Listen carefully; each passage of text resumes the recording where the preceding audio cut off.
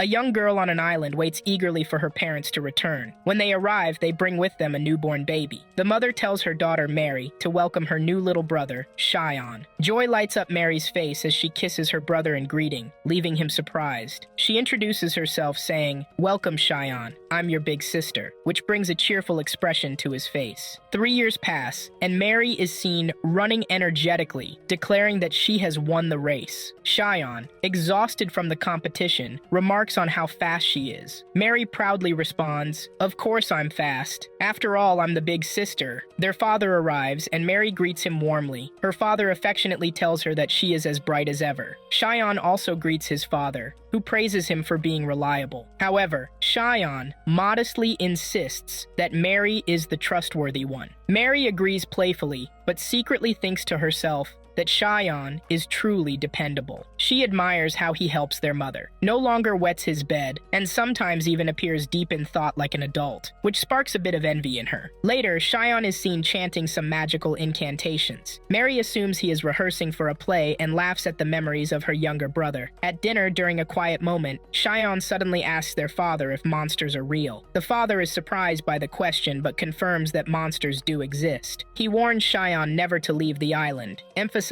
that his mother must have already told him about the deadly and dangerous nature of these creatures. If Shion ever encounters a monster, he should run and seek help from an adult. Shion then asks if spirits and fairies are real. The father admits he knows fairies exist, but has no knowledge about spirits. Mary is visibly shocked by the conversation, her face showing signs of amazement. Shion proceeds to inquire about the existence of magic, specifically the ability to manipulate elements like water, fire, and air to create something. The father, puzzled, responds that he has never even heard of such a thing as magic. Mary feels a pang of sadness seeing Shion's disappointment upon hearing this. Shion, however, persists and wonders aloud if magic might exist even if his father hasn't heard of it.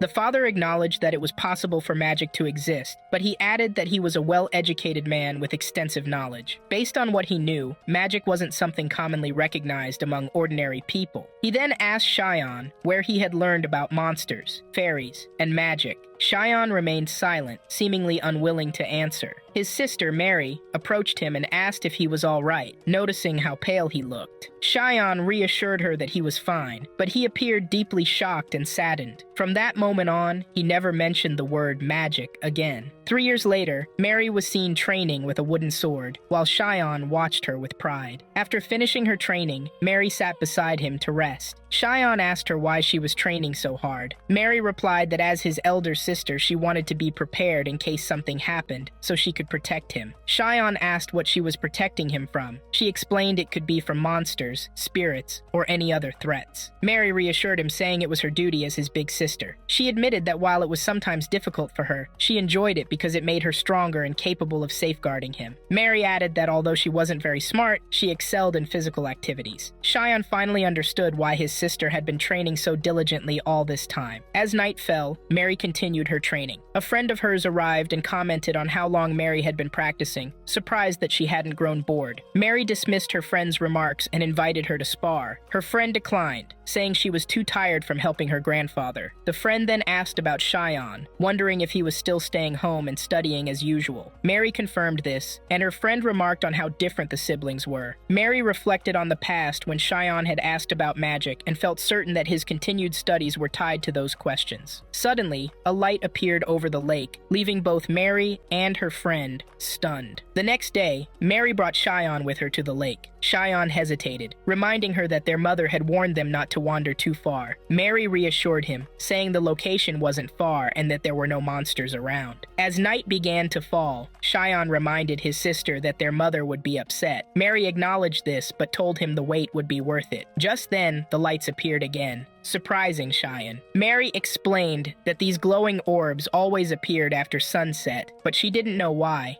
Cheyenne curiously asked Mary if their parents knew about the glowing lights over the lake. Mary explained that she had shown the lights to their parents when she first saw them, but surprisingly, they couldn't see anything. She confessed that she had worried Cheyenne might not be able to see them either. Cheyenne speculated that perhaps only children could see the lights, but Mary disagreed. She explained that some children couldn't see the lights at all, while some adults could. Additionally, some people saw the lights as fully formed orbs, while others, like her, only saw them flicker and fade. Cheyenne found this mystery deeply intriguing. Mary agreed, remarking on how peculiar the phenomenon was, comparing it to magic. She reminded Cheyenne of his earlier idea about creating things with light, and how she had felt discouraged when their father dismissed the idea. Cheyenne, surprised that Mary remembered, listened as she told him that although her memory wasn't great, she always remembered the things that were important to him. Cheyenne, touched by her words, seemed on the verge of tears. Mary reassured him, suggesting they head back home. Cheyenne thanked her for everything she had done for him. Mary smiled, telling him she didn't do it for gratitude, but because she wanted to see him happy and feeling better. When she asked if he felt better now, Cheyenne responded with an enthusiastic confirmation. The next morning, Mary and Cheyenne hurried through breakfast, surprising their parents with how quickly they finished eating. They rushed outside, carrying buckets, and headed back to the lake. Cheyenne's exhaustion was evident, prompting Mary to tease him about his lack of exercise and outdoor activity. Cheyenne, too tired to argue, focused instead on their mission. Mary asked what they planned to do next, and Cheyenne explained his desire to investigate the glowing orbs further to uncover their origin. Mary suggested they might simply come from the lake itself, but Cheyenne countered that the lights could also be emanating from something inside the lake. He insisted they needed to dig deeper to uncover the truth. Mary admitted she didn't fully understand, but expressed her trust in Cheyenne's instincts, eager to help him unravel the mystery. Mary, curious about their next step, asked Cheyenne what they needed to do. Cheyenne laid out his plan. They had 3 buckets. The first would be filled with water, rocks, and sand. The second with water and plants. And the third with water and fish. Mary, though not entirely understanding his reasoning, agreed to follow his instructions. Working together, they quickly filled the first 2 buckets. Catching fish for the third, however, proved more challenging. While trying to net a fish, Cheyenne suddenly laughed, catching Mary's attention. When she asked why, Cheyenne shared his joy at having her by his side and thanked her for helping him. Mary reassured him, reminding him that as his older sister, it was her responsibility to assist him. She added with a playful tone that she had free time, so she insisted on joining him and admitted her curiosity. If magic did exist, she wanted to see it for herself. Cheyenne promised that if he ever discovered magic was real, she would be the first to know. Finally, Mary managed to catch a fish, and they carefully placed it into the bucket. As they observed the fish swimming inside, Mary's friend Rose appeared. Spotting Cheyenne, Rose asked if he was Mary's younger brother. Mary confirmed it, introducing Cheyenne to Rose. Cheyenne greeted her politely, and Rose introduced herself with pride. Mary, rolling her eyes at Rose's demeanor, told Cheyenne not to pay attention to her boasting, dismissing her as just an ordinary girl. Offended, Rose objected to Mary's bluntness and asked what they were doing. Mary explained they were fishing, but Rose pressed further, curious why they had chosen this particular lake. Mary replied that Cheyenne knew the reason. When Rose asked if it was because of the glowing orbs, Cheyenne confirmed her suspicion. Rose admitted that she too often visited the lake, drawn by a fascination with the glowing lights. When Cheyenne asked if she had any information about them, Rose confessed that she simply enjoyed watching the orbs and didn't know much about their origin. As the sun began to set, the glowing orbs reappeared over the lake, but they didn't emerge from the buckets they had prepared. Cheyenne theorized that the lights must be coming from something else in the water. Rose commented on how challenging it would be to uncover everything living in the lake, but Cheyenne, determined to investigate further, decided to dive in. Mary joined him, eager to help. In the water, Cheyenne managed to catch one of the glowing orbs, marveling at how warm it felt in his hands. Mary followed his lead, grasping one of the lights herself. However, when Cheyenne attempted to submerge his head to find the source of the orbs, the lake's dark waters made it impossible to see anything clearly. Based on his observations, Cheyenne concluded that the glowing orbs must be linked to a living creature, as their changing locations suggested movement. When Mary asked how he could be sure, Cheyenne explained his reasoning about the orbs' mobility. They eventually left the water, with Cheyenne expressing his gratitude to Mary for her help. Mary dismissed his thanks, reminding him that helping him was part of being family. Not long after, Rose managed to catch another fish, a female this time, noting how difficult it was since female fish tended to stay in deeper waters. When they placed the female fish in the bucket alongside the male fish, glowing orbs began to appear in the water. Shion stared at the scene, suddenly realizing the truth. The glowing orbs were connected to the courtship behavior of the fish. Curious, Mary asked what courtship meant. Rose explained that it was how male fish expressed their feelings to female fish as part of starting a family. Mary, in her innocent and heartfelt way, declared that she would marry Shion when they grew up. Shion, however, became visibly upset and firmly explained that siblings couldn't marry. The next day, Mary was troubled after their mother scolded her for saying she wanted to marry Shion. She turned to him, seeking reassurance, and asked if her words were truly wrong. She explained that all she wanted was to stay with him forever. Shion comforted her, gently explaining that they didn't need to marry to remain together. They were already family. However, Mary voiced her concern, pointing out that someday they would marry other people and inevitably go their separate ways. Determined, Shion promised her that he would never do that and vowed to stay by her side forever. Mary, though skeptical about how difficult that might be, was deeply moved by his insistence. Shion assured her that he would keep his promise because she was incredibly important to him, and he hugged her tightly. Mary, overwhelmed by his words, began to cry. In that moment, Shion's body suddenly began to emit a glowing light. He exclaimed in amazement, theorizing that the magical energy from the glowing orbs they had touched had somehow imprinted itself on him. He explained that the intense bond and his heartfelt declaration of never leaving her were so powerful that they triggered this magical reaction. Embarrassed and unable to process the overwhelming situation, Mary ran off in a flustered state. As Shion reflected on the extraordinary event, he came to a profound conclusion. Magic didn't yet exist in their world because no one had discovered the means to create it. Fueled by determination, Shion vowed that in this world, where he had been reborn, he would be the one to create magic and bring it to life.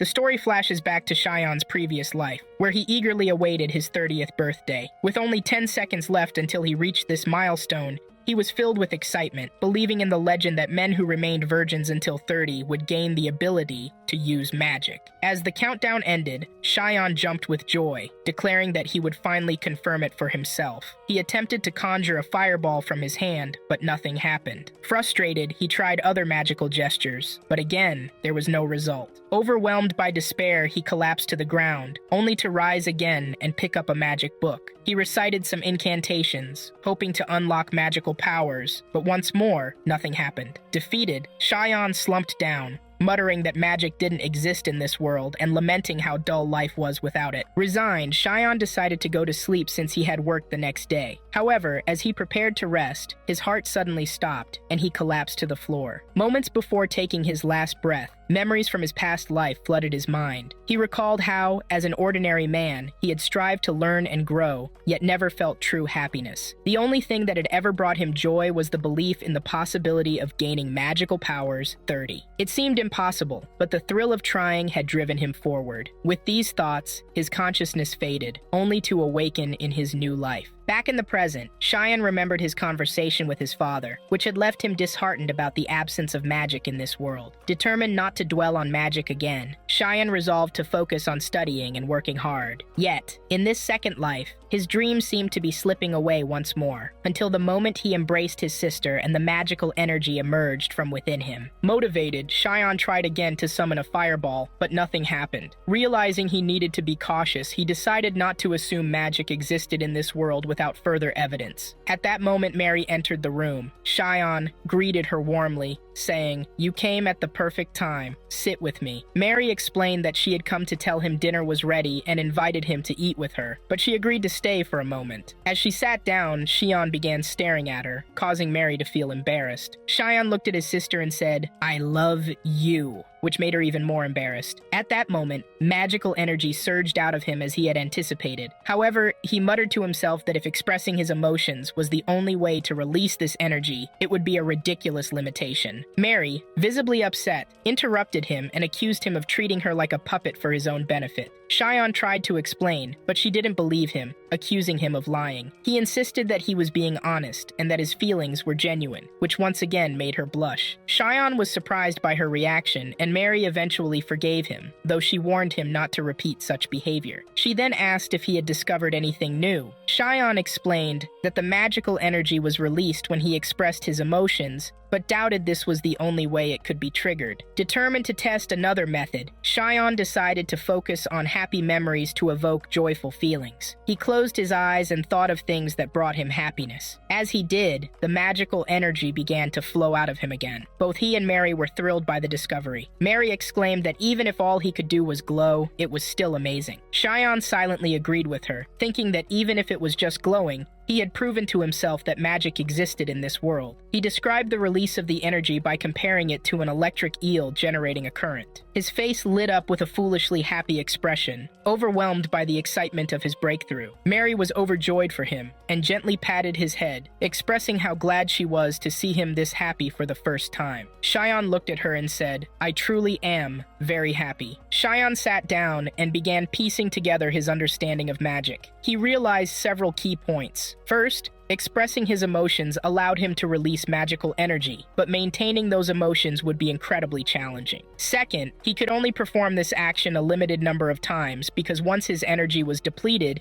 he became completely exhausted and unable to do anything further. The third and most important discovery was that fully exhausting his magical reserves caused them to grow, increasing his capacity for energy the next time. Lastly, he understood that people without the ability to use magic could neither see the glowing energy nor sense its warmth, whereas those with magical potential could feel and recognize it. Despite these insights, Shion grew frustrated because he still couldn't generate glowing orbs and didn't know why. He theorized that his current magical reserves were too small, which prevented him from creating them. This realization left him feeling disheartened, especially when he compared himself to the fish, which seemed to have more magical energy than he did, allowing it to produce the glowing orbs effortlessly. Shion sat in deep thought, trying to figure out how to increase his magical power. As he mulled it over, he felt tension building, eventually hitting a mental roadblock. Yet, he refused to give up. Determined, he declared to himself, "I've come this far. I won't give up until I figure out how to use magic." Shion reflected on his earlier experiment with the fish and realized something significant. Determined to apply this insight, he released his magical energy and tried to focus it entirely into his hand. However, the effort was far more difficult than he had anticipated. Attempting to think about emotional triggers while simultaneously directing the magic was like trying to split his mind into two different tasks at once, a nearly impossible challenge. After some frustration, Shion recognized his mistake. He had been approaching the process in the wrong order. With a new strategy, he concentrated first on channeling the magical energy and then directing it into his hand. This time, he succeeded, and a triumphant, goofy smile spread across his face. Encouraged by his small victory, he decided to test the energy's potential by striking the wall with his glowing hand. Unfortunately, the result was underwhelming. His hand emitted only a faint light, and the impact left him injured. Despite this setback, Shion was thrilled. To him, this small breakthrough was an important step forward in his journey to master magic. His excitement reignited his determination to continue training and experimenting. Later, Shion joined his father, sister Mary, and their friend Rose in the garden for swordsmanship training under his father's guidance. When asked to participate, Shion expressed his reluctance, explaining that he had no desire to fight anyone and didn't see the point of learning swordsmanship. His father patiently explained that the training wasn't just about fighting people. It was a crucial skill for defending oneself against the monsters that lived outside the safety of the city. Rose eagerly added that she wanted to learn swordsmanship to protect herself, inspiring Mary to feel enthusiastic about the training as well. Shion, however, remained disheartened. While he understood their reasons, he couldn't help but wish he could spend his time training in magic instead. As the training session continued, Shion was seen lying flat on the ground, utterly exhausted. His father observed his performance with a mix of disappointment and amusement, remarking that he hadn't expected Shion to be so inept at swordsmanship. Shion, too tired to argue, agreed with him. Meanwhile, Rose received praise from Shion's father for her natural talent, which further highlighted the contrast between her skill and Shion's struggles. Turning his attention to Mary, Shion's father asked to see how much she had improved. Mary prepared herself with enthusiasm, eagerly stepping forward for a sparring match. She launched a quick and energetic attack, surprising everyone with her speed and precision. At one point, she attempted a clever feint, but her father anticipated the move and countered it, ultimately defeating her. Though disappointed by her loss, Mary accepted her father's feedback graciously. He praised her determination and skills, offering advice on how she could improve further. He assured her that with a few more years of practice, she would become highly proficient. Shion and Rose watched with admiration, impressed by Mary's progress and her relentless drive to improve. Later, Shion resumed his magic training, focusing intently on channeling all his magical energy through his hand. Despite his best efforts, he failed again, and his frustration grew. Reflecting on his progress, he acknowledged that while he had made significant strides, initially being able to release his energy only twice a day and now managing up to 20 times, he had reached a plateau. Realizing that further improvement required refining his technique, Shion resolved to find a better approach. While deep in thought, Shion's father approached him and mentioned that he would be traveling to the city of Astoria to visit a blacksmith for supplies. He invited Shion to join him, and Shion, eager for a change of scenery, enthusiastically agreed. Astoria was described as a mid-sized city in their region, offering new opportunities and experiences. Upon arriving in Astoria, Shion's father explained their purpose: to pick up supplies from a local blacksmith.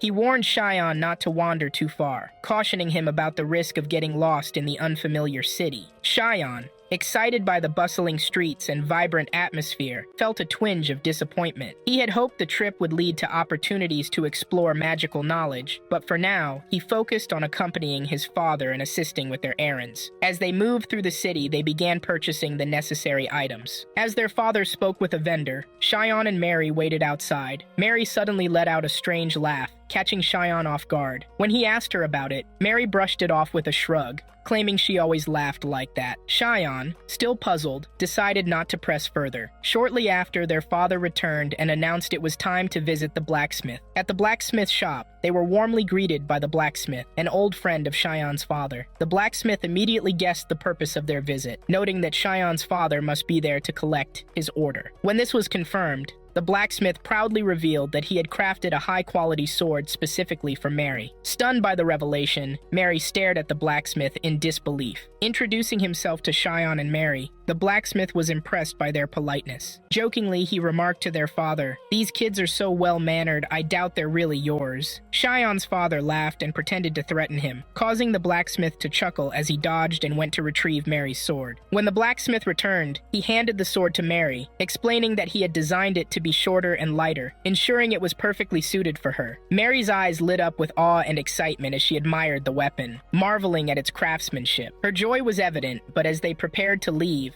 a hint of sadness crossed her face. Turning to Shion, she said, "I'm the only one who received something, and you didn't. I feel bad about that." Shion reassured her with a gentle smile, explaining that the sword was also a birthday gift for her, and that he had no interest in owning a sword. Mary, however, grew frustrated. "You should have received something too," she insisted. "You need to be more selfish." Shion smiled again and replied, "I am selfish. I ask for your help with so many things." His response seemed to ease Mary's frustration, and they continued walking together. As they strolled through the bustling streets of Astoria, Shion's attention was caught by a boy standing nearby with a cage that held a fairy. Intrigued, he pointed it out to his father. However, his father's expression immediately darkened, and he sternly warned Shion not to approach that place or involve himself in anything related to it. Realizing he had upset his father, Shion quickly apologized, explaining that he had only been curious. Despite his father's warning, Shion couldn't shake what he had seen. In his mind, he was certain this was a place where fairies were being sold.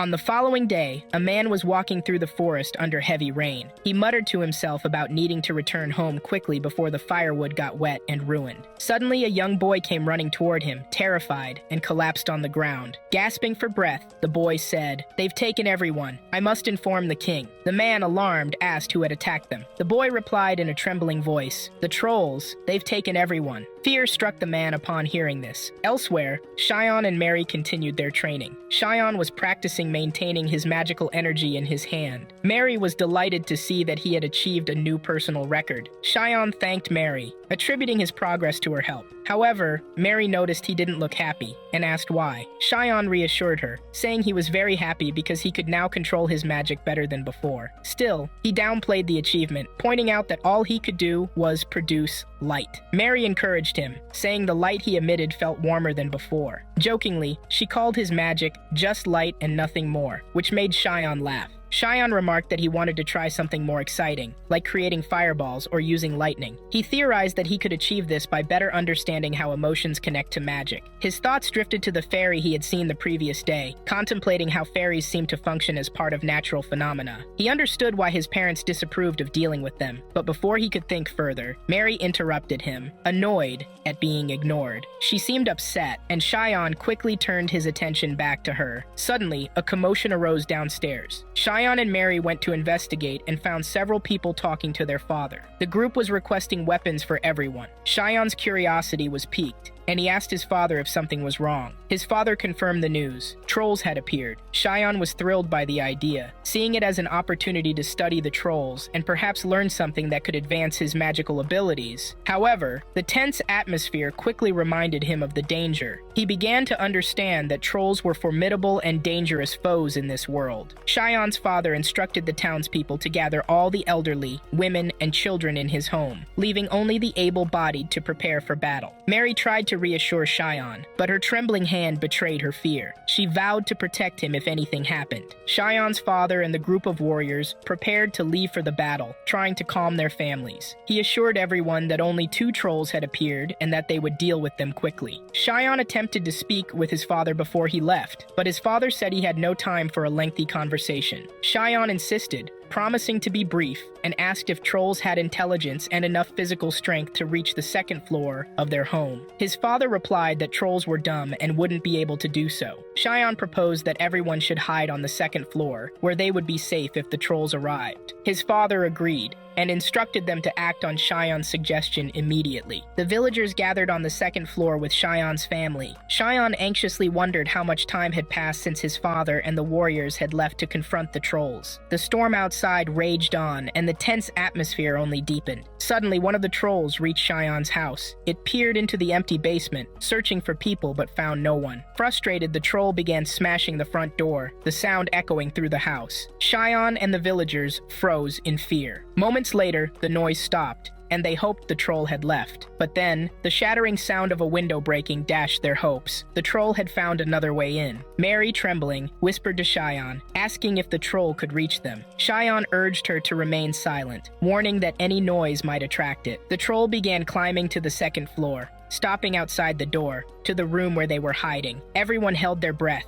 terrified. When the troll heard no sounds, it moved away, bringing them a brief moment of relief. However, a sudden lightning strike startled the villagers, causing them to scream in panic. The troll heard the noise and turned back toward the room, smashing the door with relentless force until it broke through. The troll entered the room, its presence towering and menacing. Everyone stood frozen in terror as Shion thought to himself how foolish he had been to wish to study such a dangerous creature. Shion's mother instinctively stepped in front of her children, shielding them. The troll let out a strange, mocking laugh. Shion realized that the troll wasn't entirely mindless. It seemed to understand its overwhelming advantage and strength. Overwhelmed with fear, Shion's mother collapsed to the ground. Mary, desperate to protect her family, grabbed her sword and confronted the troll. She reminded Shion of her promise to protect him. However, the troll easily deflected her attack, flinging her sword against the wall and knocking her down. The troll then prepared to kill Mary, but their mother, summoning her last strength, shielded Mary with her own body, taking a blow to her back. Even then, the troll didn't stop. It moved closer, intent on finishing both Mary and her mother. Shion fell to the ground, paralyzed with despair, blaming himself for his inability to protect his family, the people he loved most. But as the troll loomed over them, Shion refused to give up. Fueled by desperation, he leapt forward and grabbed the troll's arm. He thought to himself, this isn't enough, but then noticed something incredible. The troll's body radiated magical energy similar to his own. As the villagers watched in shock, only Mary and Rose could see the magical energy emanating from Shion. Shion concentrated all his energy into his hand, gripping the troll with every ounce of strength he had. At first, the troll laughed, unfazed by the effort, but as Shion's magical power intensified, the troll's arm began to burn. The searing pain caused the troll to cry out, and it threw Shion across the room before collapsing to the ground. Shion didn't stop. Fueled by determination,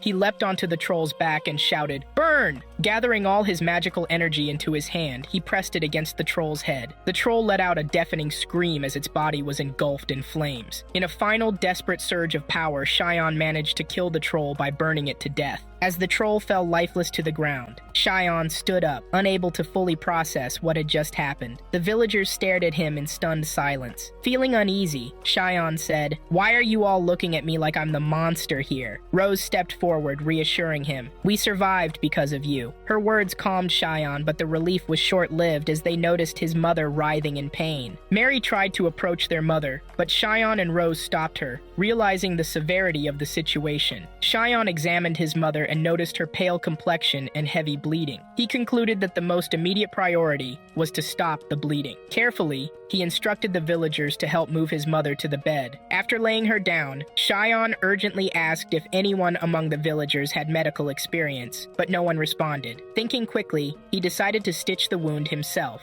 He asked again if anyone knew how to sew, and one woman raised her hand. Cheyenne asked her for help and then instructed the others to retrieve sewing supplies from his mother's room, along with alcohol and clean cloth. He pleaded with them to hurry, emphasizing the lack of time. As the villagers scrambled to gather the needed items, a young child approached Cheyenne, holding his hand and saying,